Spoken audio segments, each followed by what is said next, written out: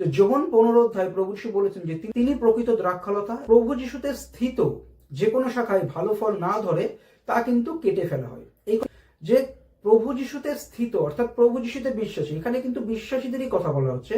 যদি ফল না ধরে প্রভু যিশুতে বিশ্বাসী হয়েও, তাহলে কি লেখা আছে? কেটে ফেলা হবে। কিন্তু আগুনের কথা কি লেখা আছে? না, ওখানে কিন্তু আগুনের কথা লেখা নেই।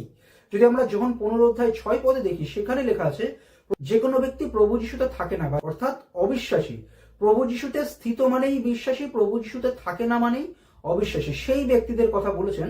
যে কোনো ব্যক্তি প্রভু যিশুতে থাকে না বা অর্থাৎ বিশ্বাসী না, তাদেরকে বাইরে ফেলে দেওয়া হয় এবং আগুনে পুড়িয়ে দেওয়া হয়। যোহন লিখিত সুসমাচার 15 অধ্যায়ে প্রভু যিশু বলেননি যে প্রভু যিশুতে স্থিত শাখায় যদি ফল না ধরে তিনি কেটে আগুনে ফেলে দেবেন। এই আগুনের বিষয়টা নেই, কেটে দেওয়া পর্যন্ত আছে। এবং যোহন 15 অধ্যায় 6 পদে আগুনের বিষয় আছে তাদের ক্ষেত্রেই, যারা প্রভু যিশুতে স্থিত না অর্থাৎ অবিশ্বাসী।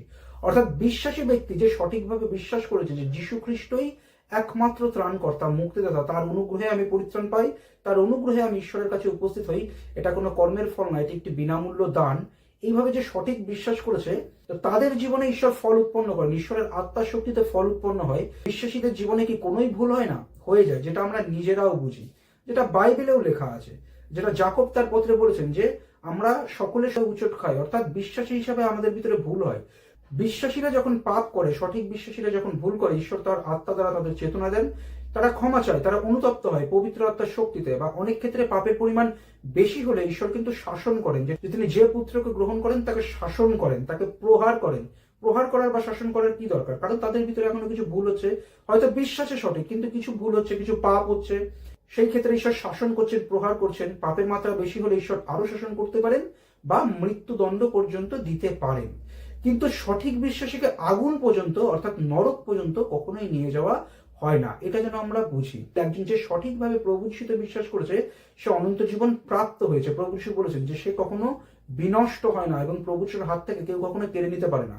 প্রভু যিশু বলেছেন যে তার কাছে আসে তিনি কোনো মত তাকে বাইরে ফেলে দেবেন না। তিনি বলেছেন পিতা যতজন প্রভু যিশুকে দেন তাদের কাউকেই তিনি হারাবেন না, শেষ দিনে উঠাবেন। অর্থাৎ সঠিক বিশ্বাসী কেউই নরক পর্যন্ত যায় না। প্রভু যিশুতে সঠিক বিশ্বাসী ব্যক্তি ভুল করলে পবিত্র আত্মায় সে অনুতপ্ত হয়, অনেক ক্ষেত্রে শাসন পেতে পারে, কি মৃত্যুদণ্ড পেতে পারে।